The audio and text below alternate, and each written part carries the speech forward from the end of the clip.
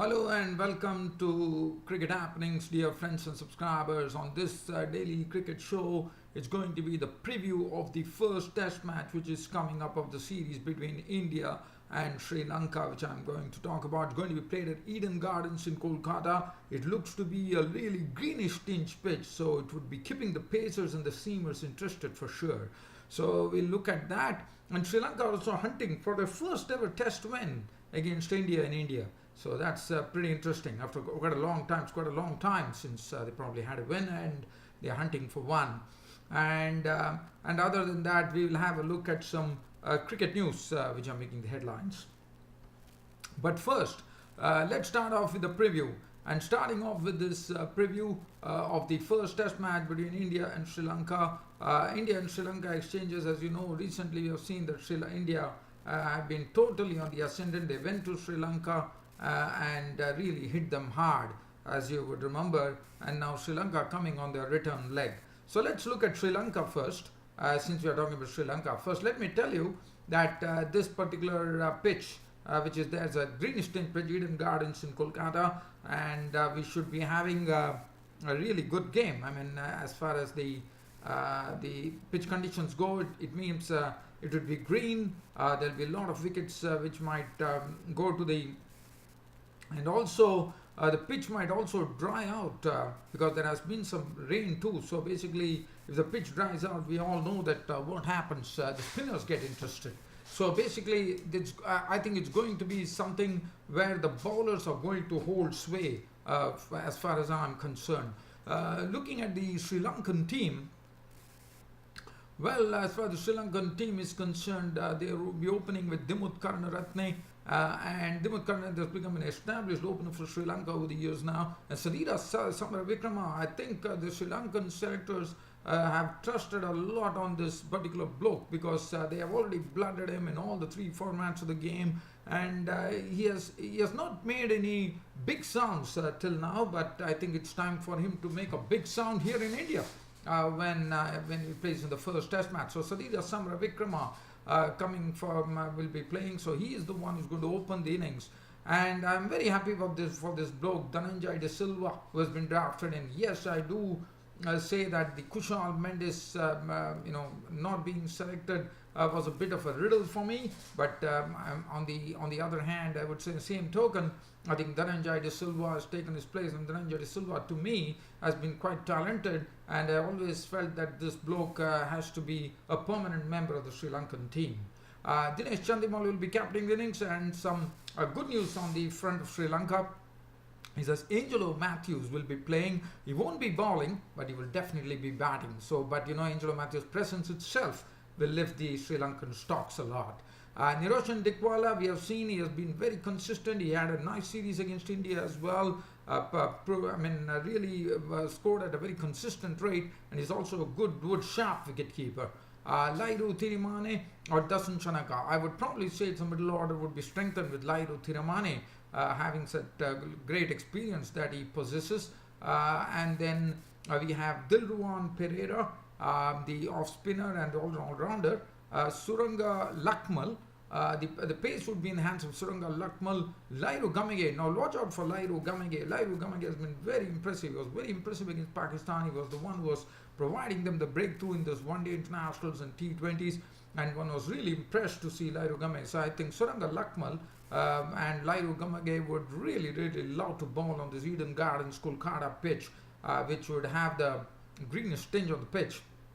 And I think Suranga Lakman, Lairu Gamage will be in business for sure. And then the spin, yes, we all know the veteran, Rangana Herath. What a bowler he has been, Rangana Herath. He has been somewhat sort of a really a boon for Sri Lanka. So that is what the composition is. So Sri Lanka definitely looking good as far as their batting is concerned, as all the bowling is concerned. They're looking sharp. There's a lot of experience. They definitely miss a few faces there, like Kushal Mendes. But other than that, Dinesh Chandimal himself can lead by example. Let's look at the Indian team.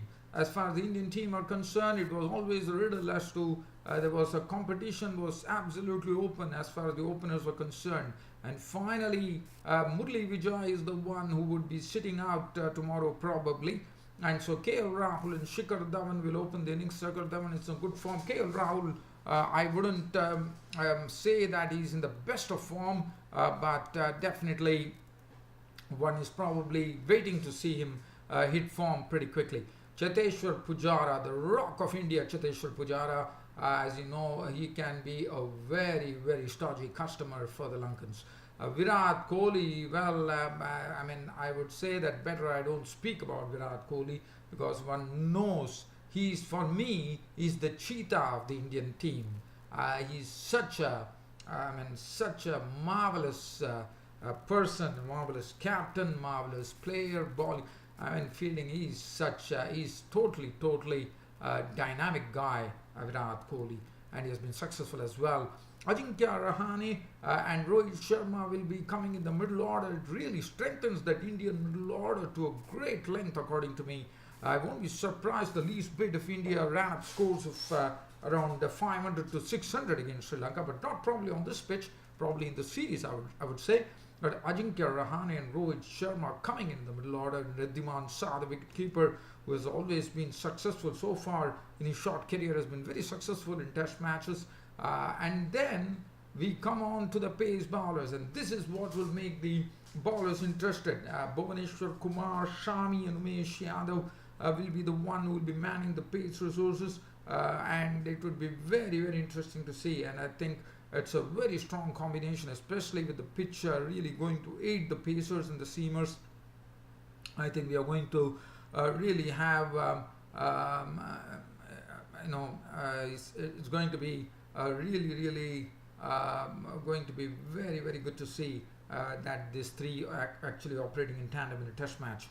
And the spin, and finally the experimentation which was done in the series against Sri Lanka, New Zealand, it's all over. And now we are back to the spin twins, Ravichandran Ashwin and Ravindra Jadeja finally coming back. But it would be a matter of who is going to play now, because the reason being there's only one slot left. And and I would really plump for Ravichandran Ashwin. And the reason that I'm going to plump for Ravichandran Ashwin is the fact that Ravichandran Ashwin is onto a great record. I mean, I think they would be quite aware about that, and one would love to see, as you know, Dennis Lilly is the one who holds the former Australian pace ace. Dennis Lilly is the one who actually holds the record for the fastest 300 wickets in Test cricket, and Ravichandran Ashwin is just 8 wickets shy of getting to that mark, and he could be the fastest to 300 wickets in his career. And he could tomorrow, I mean not tomorrow, probably in the series, he could actually break that big record, the very, very long record that has been standing in the name of this wonderful former pace bowler from Australia, who brought out a real sort of a revolution as far as pace bowling was concerned in the Australians, when he was partnering with the other partner, Jeff Thompson, as you would remember. So Ashwin is 8 short of 300 wickets. So basically Ashwin has played 52 tests. He has 4 more tests in which he can go, and either first he can in 4 tests he has to take 8 wickets.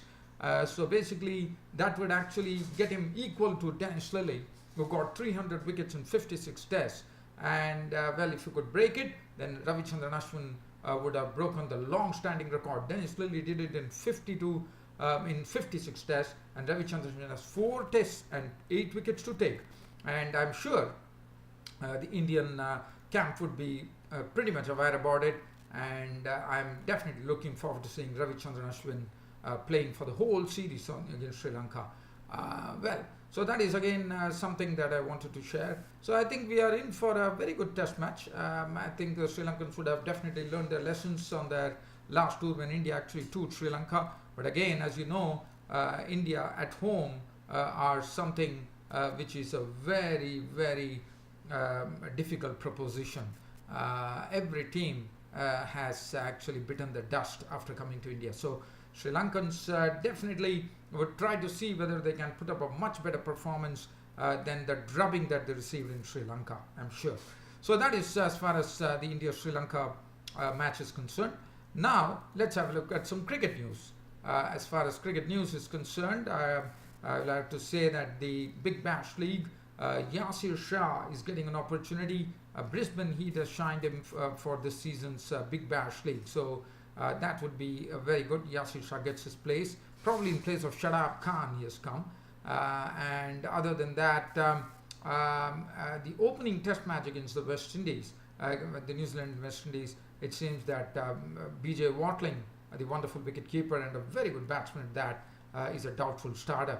And also, let me talk about as you know, the first test match is round the corner in the Ashes series between England and Australia, and this is probably one of the last matches that England are playing, and they were once again playing the Cricket Australia 11, and let's see what happened. So when you look at the card there, the Cricket Australian 11 I'm just trying to look at the card to really tell you what exactly happened. So Cricket Australia were the ones who actually batted first, and they found a bowling of Chris Wokes pretty quick to handle and pretty tough to handle, as Chris Wokes once again after coming to Australia has shown that he does not mind bowling on any pitch, and on any pitch he has been effective. 18 overs, 3 minutes, 54 runs and 6 wickets in his name today. So that would give him a lot of confidence going into the first as the Gabba. Broad at 16 overs, 1 for 33, none for 39 for Moeen Ali. Overton at 18 overs, 4 minutes, 232. Mason Crane, 22 overs, 20 overs, 3 minutes, none for 87. Was a bit costly there. But if you look at the Cricket Australia card there, it doesn't make any happy reading. Larkin made 30, Carter 39, Gibson 7, Pukowski 20, Sangha was out for not 51 to shot. He was the highest scorer with 50 on 2 boundaries. 20 to Nielsen, 19 to Milenko, 25. But everyone got a bit of a start, I would say, but nobody was able to really capitalize and go ahead thanks to Chris Wokes. Really saw to it that the Townsville and the Tony Island Stadium, he would really give a tough time to the Cricket Australian 11. Well, dear fans, subscribers, today the Bangladesh Premier League, both the matches were abandoned due to rain, and I think it is just a sort of a real summary which I was talking about. Thanks for your company. So let's look forward to the first day's play in the first test match between India and Sri Lanka. As you know, India are resting Hardik Pandya, as you all know.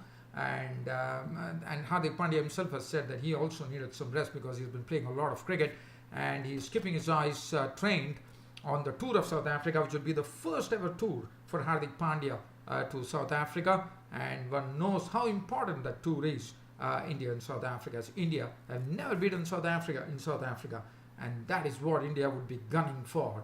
And I'm sure Shastri Kohli and Pandya would be someone who would be a sort of a very vital element in the scheme of things when India go to South Africa. Well, dear fans, subscribers, it's about time for me to say goodnight on this cricket show, and I hope to see you all tomorrow, time permitting. As I said, I am on vacation, so things could be a bit erratic. Thanks for your patience. This is your host Ram bidding good night.